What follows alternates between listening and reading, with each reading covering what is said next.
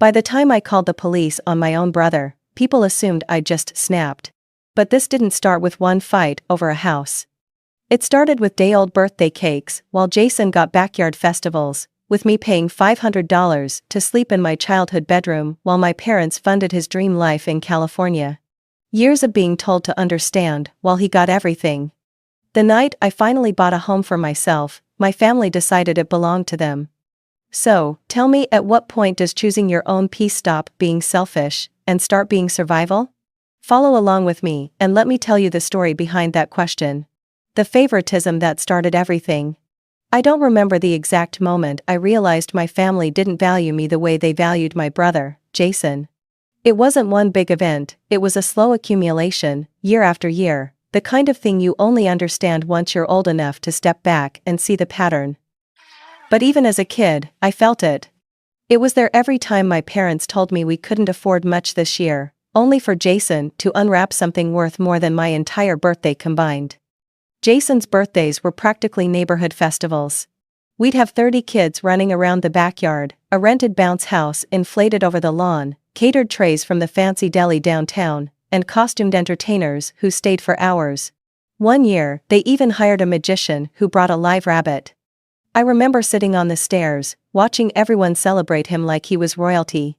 I was just 10, but I knew enough to feel like a background character in my own home. My birthdays were nothing like that. I usually got a grocery store cake, sometimes a day old, with my name misspelled in blue icing. The kind that comes in a plastic container you peel open yourself. We'd sit at the kitchen table under the yellow light of the ceiling bulb, eating cheap pizza from the corner diner. No decorations. No friends, no photos. My parents always said the same thing: we have to be careful with money, sweetie. Things are tight. But somehow things were never tight when it came to Jason. Christmas told the same story.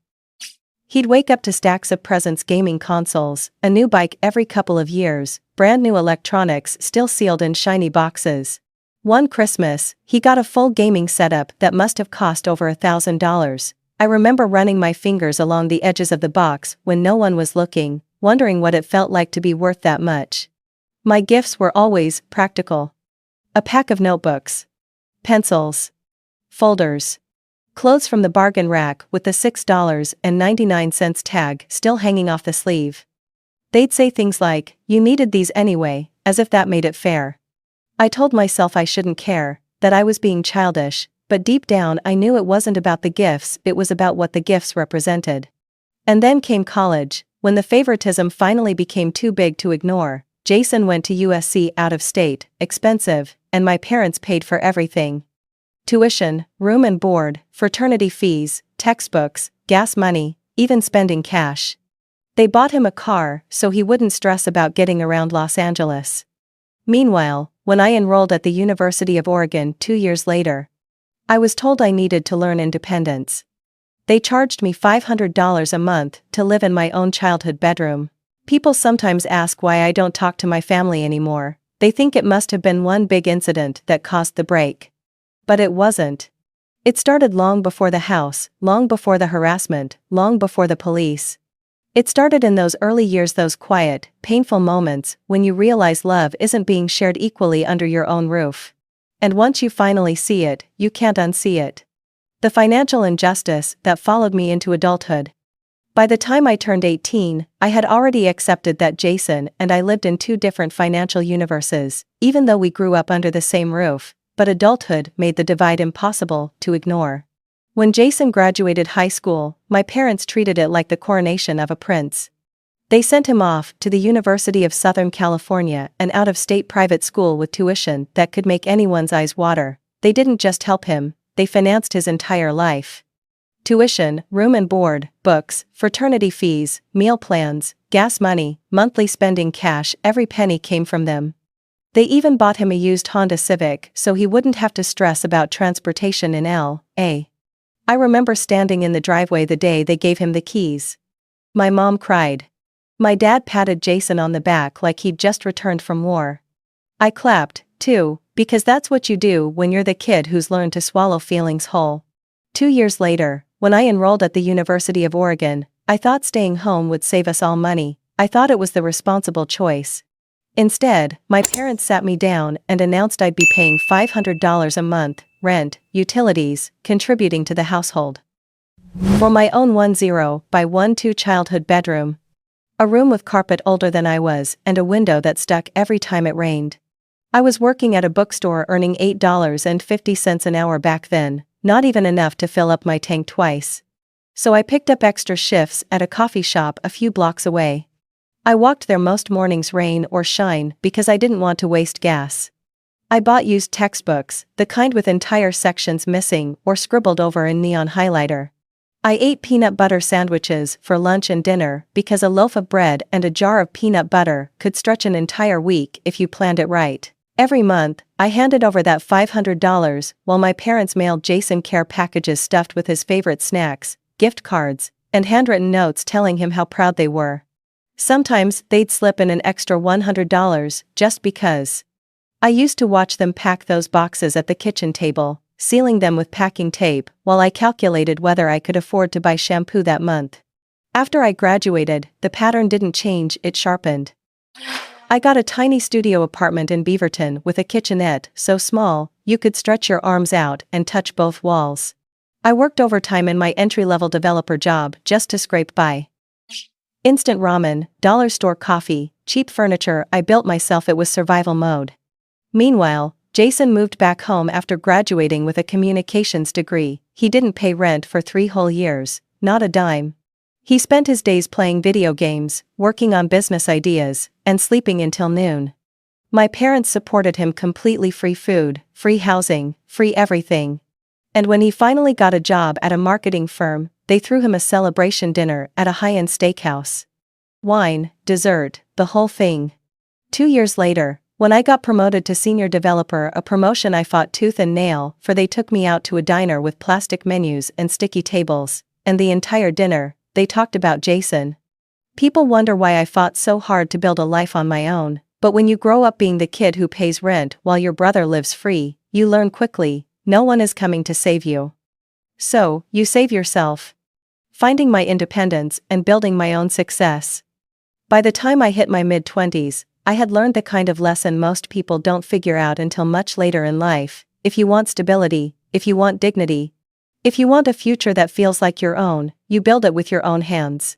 No one had ever swooped in to save me, not when I was a kid blowing out candles over a day-old cake, not when I was 18 scraping together $500 for rent, and certainly not when I was juggling 2 jobs and a full course load just to graduate, so I got used to the grind.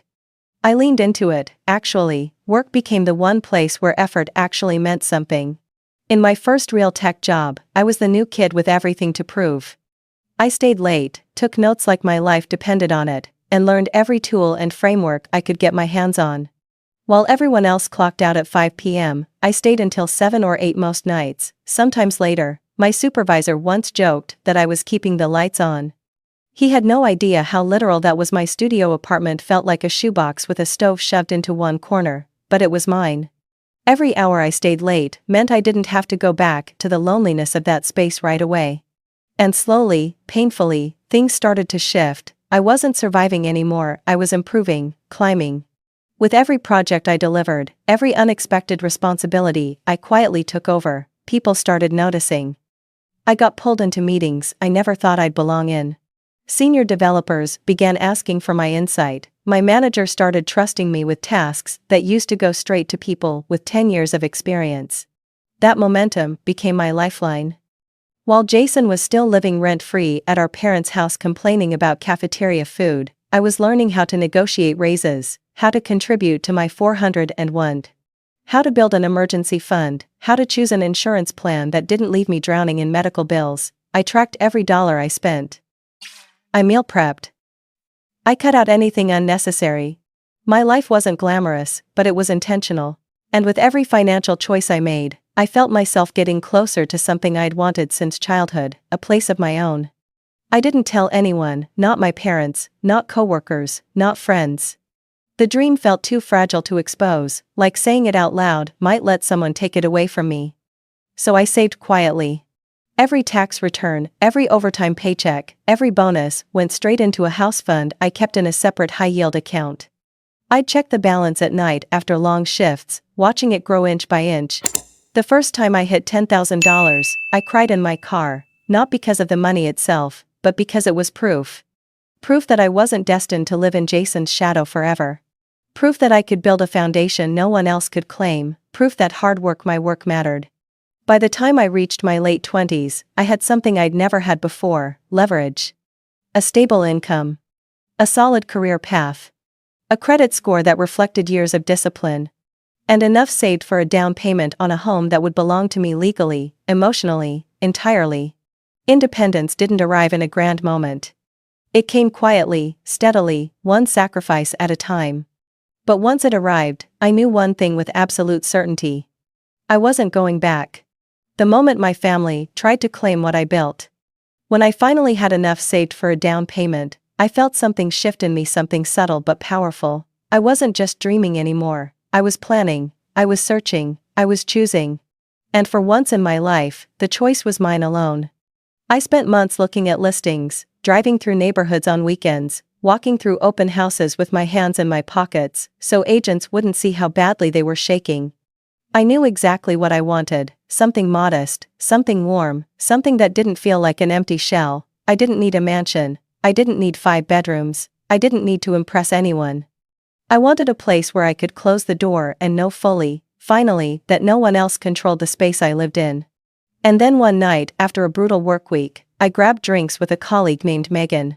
We were exhausted, half venting, half laughing about the project that nearly broke our whole team. I had 2 glasses of wine, just enough to loosen the guard I'd spent a decade perfecting, and for the first time, I let the words slip out. "I'm house hunting." She squealed, grabbed my arm, congratulated me. I smiled. It felt good, in the moment, to say it out loud. But that one sentence destroyed the quiet world I had built. Megan, I'd forgotten, was friends with my brother's wife, Kelsey, and less than a week later, my phone rang while I was at work. My mother. I didn't answer at first, but she kept calling. 3 times. 4.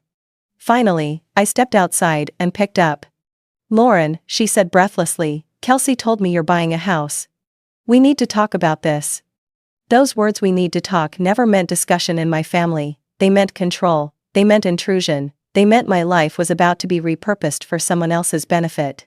I barely had time to respond before she launched into a rehearsed speech. "You need at least 5 bedrooms. Something with a big yard, something close to Jason, 5 minutes away, ideally. The children should feel comfortable visiting you." I stared out at the parking lot, the Oregon sky washed gray with clouds, and felt the familiar, suffocating grip of expectation tightening around me again. "I'm still looking, Mom," I said carefully. "I'll let you know when I find something." But it was already too late. The next morning, the bombardment started. Kelsey sent me Real Estate Link's massive homes with price tags double what I'd saved. Pools. Guest houses. Finished basements that could easily become Jason's home office.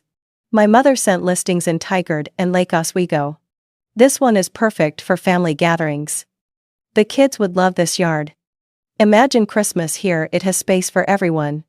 Everyone, of course, didn't include me. I didn't respond to any of it.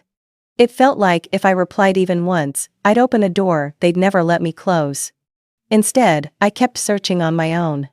And when I walked into the small Cape Cod-style home in Beaverton, the one with the original hardwood floors and the cozy brick fireplace, something inside me settled. "This is mine," I whispered to myself. I made an offer. Negotiated. Signed. Closed. I didn't tell my family until it was done, the keys already warm in my hand. I should have known the news wouldn't go well, but nothing prepared me for that Sunday dinner. I barely sat down before my mother clapped her hands together like she was announcing an engagement. "We found the perfect house for you," she said proudly. 5 bedrooms. Huge backyard. Close to Jason and Kelsey. And the basement, oh, Jason already has plans for his office. Kelsey chimed in like she'd already moved in. "We could stay with you most weekends. Maybe summers, too. Our place is so cramped now with the kids." I felt something hot rise in my chest. "I already bought a house," I said. Silence. Shock. Then the explosion. My father slammed his fist on the table, so hard the glasses rattled. My mother cried like I'd confessed to a crime. Jason demanded to know where they were supposed to sleep. Kelsey begged me to think of the children. All because I bought a 3-bedroom home for myself. For the first time in my life, I stood up from that table, pushed my chair back, and said the words I'd been holding for years. When have any of you ever helped me? And when none of them could answer, I walked out. That was the night I realized something. My family didn't want to share my happiness. They wanted to claim my hard work as their comfort. They didn't want me to succeed. They wanted to benefit from my success. And for the first time, I wasn't going to let them. When my family lost control, they lost their minds. Leaving that dinner felt like walking out of a burning building, smoke still clinging to my clothes, my ears ringing from the shouting. I remember sitting in my car afterward, hands gripping the steering wheel, replaying every word. The moment I chose myself over their expectations, something snapped in them, not a little crack. A full break. And I didn't realize how bad it would get until the next morning. My phone started buzzing at 6:12 a.m. First my mother, then Jason. Then my father. Then Kelsey, call after call, voicemails, stacking like bricks. Lauren, you're acting irrational. You've embarrassed this family. Call us back immediately. You need to think about the kids. I didn't answer any of them. Around lunchtime, Kelsey sent photos of the kids squeezed together in their bedroom, 3 tiny beds shoved into one corner. Caption: Look how cramped they are. You could fix this. Like my savings, my house, my life existed solely to make their world more comfortable. I blocked her number. But that didn't stop anything, it only pushed them further. My mother started leaving voicemails in waves, crying, then angry, then quiet and disappointed, like she was auditioning for every emotional role possible. One of them said, I didn't raise you to be this cold. Another said, you're breaking your father's heart. Another said, if you don't call back, I'll show up. I believed her. And I also believed she'd bring the full circus with her. Over the next several days, the guilt campaign turned into what I can only describe as psychological warfare. My aunts and uncles started calling. Cousins. Family friends. People I barely remembered from childhood barbecues. All of them saying some version of, family is everything. You need to help your brother. Your mom is devastated. You owe them. Owe them. The phrase alone made my jaw clench so hard I thought a molar might crack. Not one person asked what I wanted, how I felt. What I'd lived through for 30 years. I didn't answer any of their calls. Not because I didn't care, but because I finally understood, talking to people who refuse to see your side is just volunteering for more pain. Then came social media. Kelsey posted vague quotes about selfish relatives and family betrayal, paired with photos of her children looking angelic and sad. My mother shared long paragraphs about loyalty and the importance of supporting your family no matter what. They never mentioned my name, but they didn't have to, everyone knew exactly who they meant. Old neighbors messaged me. Former classmates. Distant relatives. Some were kind. Most weren't. I turned off my notifications and deleted the apps from my phone. But nothing could have prepared me for the day Jason cornered me in public. I'd stopped at a local grocery store after work, tired, wanting nothing but a frozen pizza and silence. I was heading to my car when his SUV pulled in so fast it nearly clipped a shopping cart. He jumped out before the engine even shut off. Lauren, we're not done. I froze. Not because I was scared, but because the deadness in his eyes told me he wasn't there to talk, he was there to win. You owe us, he said, stepping into my path. Mom and Dad did everything for you. I laughed. I actually laughed. It wasn't funny, but it was the only thing I could do. They charged me rent at 18, I said quietly. They paid everything for you. Everything. He didn't flinch. Didn't blink. That's different. Why? I asked. Because you're the favorite? He pointed a finger inches from my face. You'd better fix this. You think a little house makes you better than us? We made you. You're nothing without this family. His words hit harder than I expected. Not because they were true, but because for years, some part of me had believed them. Not anymore. Move your car, I said. Or I'll call the police. He muttered something under his breath, but backed away, It was the first time he realized I wasn't afraid anymore, and the moment he realized fear wasn't a weapon he could use on me. When I drove home that night, my hands shook on the wheel, not from fear, but from anger. From exhaustion. From finally seeing my family clearly. These weren't people who loved me. These were people who loved what I could give them. And the moment I said, no, they didn't just get upset, they turned vicious. That was when I understood something I should have learned years earlier. When people rely on you more than they care about you, your independence feels like betrayal. And my family wasn't going to accept my freedom, they were going to fight it. The day they broke in with copied keys. The week after Jason confronted me in that grocery store parking lot, I kept waiting for things to calm down. I thought maybe, just maybe, they'd burn themselves out and move on. But people who are used to controlling you don't stop when you walk away, they escalate, they look for new angles, new tactics, new ways to get in. I just didn't realize how literal that last part was. It started with my mother. She showed up at my house one afternoon with a blueberry pie, the kind she used to make when I was little. I'll admit, that pie did something to me. It cracked open a soft part I thought I'd buried.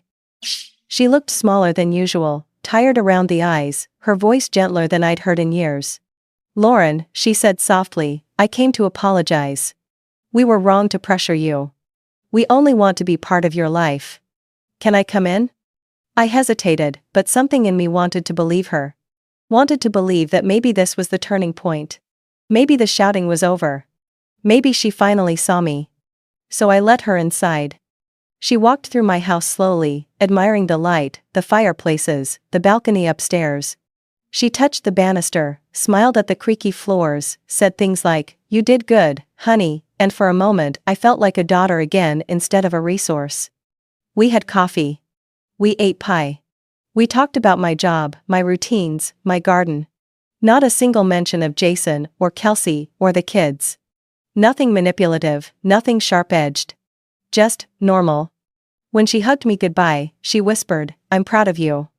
I wanted so badly to believe it. 5 days later, reality hit me like a brick through a window. I went grocery shopping on a Saturday afternoon, just 2 hours, nothing unusual. When I pulled into my driveway, Jason's SUV was already parked there. My heart dropped to the floor. I hadn't invited them. I hadn't spoken to them. There was no reason on earth they should be there. But the moment I heard noise coming from inside my house, I knew. They were already in. I ran to the front door and pushed it open. Jason was in my living room, kneeling on the floor, opening suitcases. Kelsey was hanging clothes in my coat closet, like she was settling into a hotel room. The kids were running wild, jumping on my couch, dragging toys across my hardwood floors, screaming like the house belonged to them. "What are you doing?" I shouted. Jason looked up, completely unfazed. "Oh, hey. We decided to move in while you were out. Figured it was easier that way." "Easier for who?" I checked the door, no broken frame, no forced entry. The lock looked untouched. "How did you get in?" I demanded. Jason smiled, the kind of smug, entitled smile I'd seen my whole childhood. "Mom made casts of your keys when she visited. We had copies made." It felt like someone punched me in the chest. The visit. The pie. The apology. The gentle voice. The "I'm proud of you." It had all been a setup. A performance. Kelsey crossed her arms. "You've got 3 bedrooms. That's plenty for all of us. You should be happy to help." I saw red. "This is my house. You do not have the right to be here." Jason shrugged. "Family shares." I called the police. Kelsey started with her fake crying routine. "You're calling the cops on children? What kind of monster?" But I didn't care. Not anymore. 2 officers arrived within 15 minutes. They listened to both sides, looked at my deed, and turned to Jason with a coldness that made me want to hug them right then and there. "Sir, you are trespassing. You need to gather your belongings and leave immediately," Jason argued. Kelsey whined. The officers didn't budge. They packed up. They left. They glared at me the whole time. Before leaving, one of the officers handed me his card. "Change your locks. Today. And if they come back, call us again." When the door closed behind him, I sank onto the floor, shaking not from fear, but from the crushing weight of betrayal. My family had finally shown me the truth without disguises. They didn't see me as a daughter. They saw me as access. To space. To comfort. To convenience. And once they couldn't control me anymore, they took the one thing I'd built with my own two hands. And tried to steal it. The moment I finally fought back. After the officers left and the house went quiet, I just sat there on the hardwood floor, staring at the door like it might swing open again at any second. My hands were still shaking, not from fear anymore, but from a kind of disbelief that my own mother had copied my keys, that Jason had marched in like a conqueror, that Kelsey had hung up her clothes as if she had every right in the world to occupy the space I bled for. It took me almost an hour to stand up. I walked through every room, picking up toys they'd scattered, scrubbing mud the kids tracked in, wiping fingerprints off my walls, sweeping up pieces of the ceramic bowl they broke. It felt like reclaiming territory, inch by inch. With every swipe of the sponge, something inside me hardened. A boundary. A line. A resolve I didn't recognize yet, but was about to. First thing the next morning, I called a locksmith. He replaced every lock on every door, both exterior and interior. I even installed a second deadbolt and a keypad system with a changing code. When he handed me the new keys, I clenched them so tightly my knuckles turned white. This time, I told myself, no one gets past me. But I underestimated just how desperate my family was to maintain control. The calls didn't stop. They got worse. My mother started leaving messages sobbing so loudly I had to lower the volume. "Lauren, how could you? We're your family." Then, without missing a beat, she'd switch to anger. "You embarrassed us, you ruined the children's weekend. You've lost your mind." Jason's texts turned into paragraphs of rage.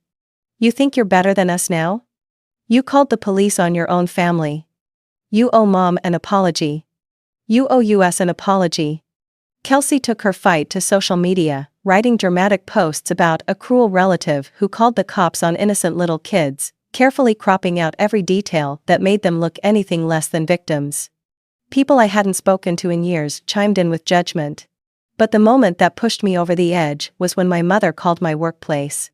I was pulled into my manager's office, heart pounding, expecting the worst. He sat me down and said gently, "Your mother called. She said she's worried about your mental health. She said you're unstable." Something inside me broke open, not in a painful way, but in a powerful one. I was done. Done hoping they would change. Done trying to reason with unreasonable people. Done letting them trample over the life I had built. That night, I opened my laptop and began compiling everything: screenshots, texts, voicemails, the officer's card, the time-stamped photos of my damaged property. I wrote down every incident in a detailed document. It was the first time I realized how much I had endured. Seeing it on paper made the truth unavoidable. This wasn't family conflict, this was harassment. The next morning, I made an appointment with a lawyer. Her name was Amanda, a sharp, composed woman who didn't flinch when I told her my entire story. She took notes as fast as I spoke, occasionally glancing up with an expression that said more than words ever could. "This," she said finally, "is absolutely grounds for a cease and desist. You've documented everything. They have repeatedly harassed you, trespassed, attempted to occupy your property, and interfered with your place of employment. You've done everything right." For the first time in months, I felt seen. The letters went out a week later. Official, legal, ironclad.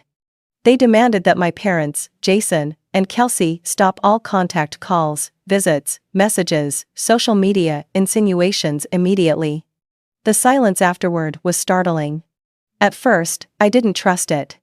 I waited for another SUV to appear in my driveway. I waited for more calls. More guilt. More threats. But nothing came. I took a long shower that night, letting the hot water run over my face, and realized something. For the first time in my entire life, my boundaries weren't being argued with. They were being enforced. Not by screaming. Not by begging. Not by explaining myself over and over again. But by standing up for myself with a strength I didn't know I had. And the more I leaned into that strength, the more I felt something I hadn't felt in decades, not relief, not victory, but something quieter and deeper. Self-respect.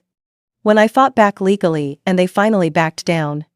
After the cease and desist letters went out, my house finally felt still, not peaceful, not yet, but still.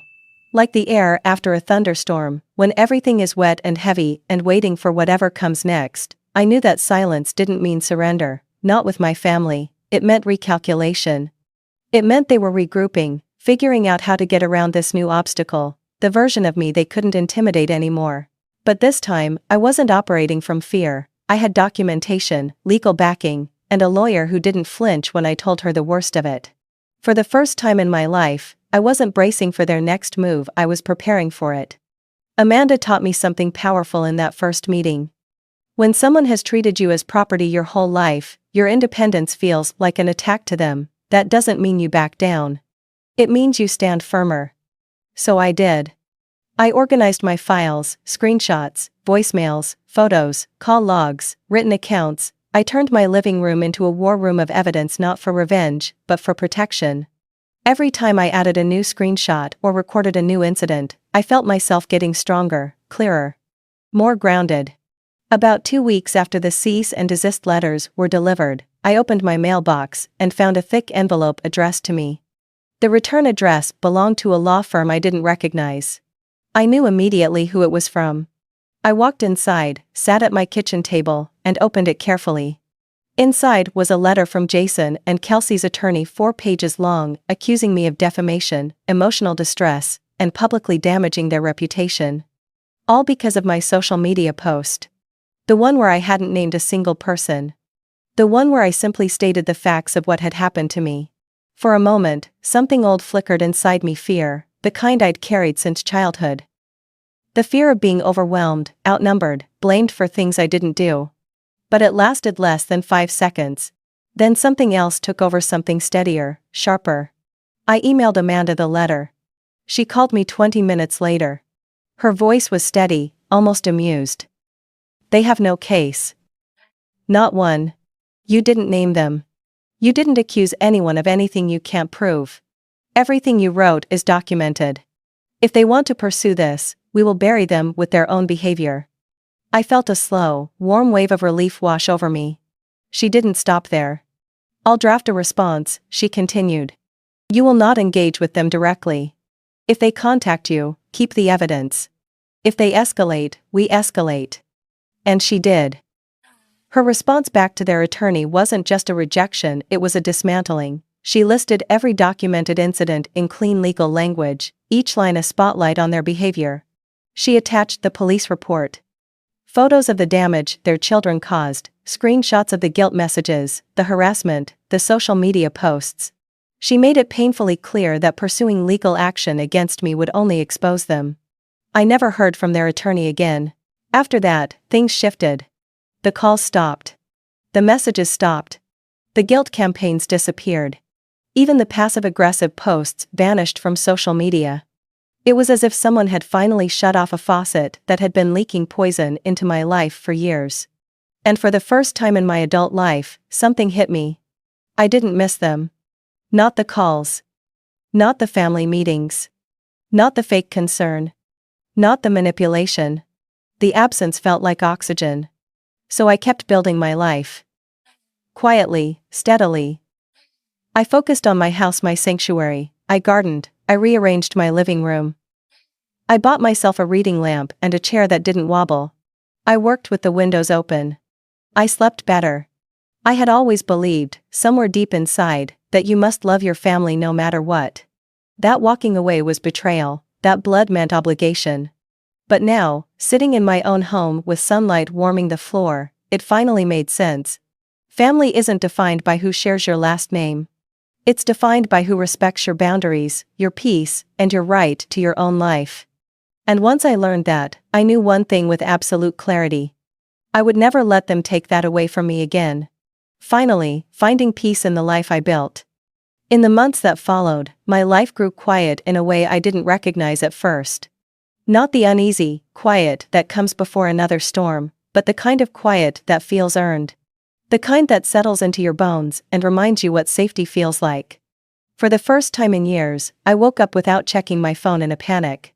I went whole days without bracing for a confrontation or flinching when I heard footsteps on my porch. The silence wasn't empty. It was healing. I poured myself into my home, the one place no one could take from me anymore. I replanted the marigolds and petunias Jason's kids had destroyed. I put in new soil, added mulch, watered them early every morning before work. Watching those flowers grow felt like watching a version of myself I'd ignored for too long finally stretch into the sun. Inside, I made small upgrades. A new throw blanket for the couch they'd jumped on. A framed print above the fireplace. I created a reading nook with a chair that hugged my back just right, a soft lamp, and a small side table for my coffee. On weekends, I'd sit there with the window cracked open, listening to the Oregon breeze weave through the neighborhood. That little corner of the house became my sanctuary, the place where I remembered who I was without years of noise telling me otherwise. Work felt different, too. I wasn't walking in with tension clinging to me anymore. I wasn't scanning my emails for messages forwarded from my mother or worrying about unexpected phone calls. I could breathe. I could think. I could just be. Sometimes, coworkers would ask how things were going at home, and I'd say, peaceful, and every time I said it, the word felt like a promise I was keeping to myself. My family stayed silent, exactly as the cease and desist required. No calls. No texts. No surprise visits, no posts online. It was as if someone had wiped their fingerprints off my life completely. And while a small part of me had expected sadness to creep in, the grief of losing what I once believed family should be, it never did. I didn't miss the drama. I didn't miss the guilt. I didn't miss the exhaustion of constantly defending my worth. What surprised me most was how quickly my emotional world expanded once their voices were gone. I started cooking real meals again, I took longer showers. I left my phone charging in another room without worrying who might be blowing it up. I even took a weekend trip to the coast, just me, a thermos of coffee, and the sound of waves crashing against the rocks. One evening, I sat in my reading corner with a cup of chamomile tea and looked out at my garden glowing under the porch light. The flowers I replanted were thriving, bright, bold, unapologetic. And I realized I was, too. That night, I finally accepted the truth I'd spent years running from. I didn't lose a family. I stepped away from people who had never treated me like someone worth loving in the first place. What I gained instead was something far more valuable: my peace, my boundaries, my future, and the quiet, steady knowledge that I deserve the life I'm building. And for the first time ever, that was enough. One of the strongest lessons from this story is that family loyalty should never require sacrificing your dignity, safety, or identity. Love without respect is not love, it's control. Many adults learn, often painfully, that setting boundaries isn't betrayal, it's protection. Your worth isn't measured by what you give or tolerate, but by how firmly you stand for yourself when others try to diminish you. And sometimes the healthiest choice you can make is to step away from people who refuse to value you, even if they share your blood. Peace, once earned, is worth defending.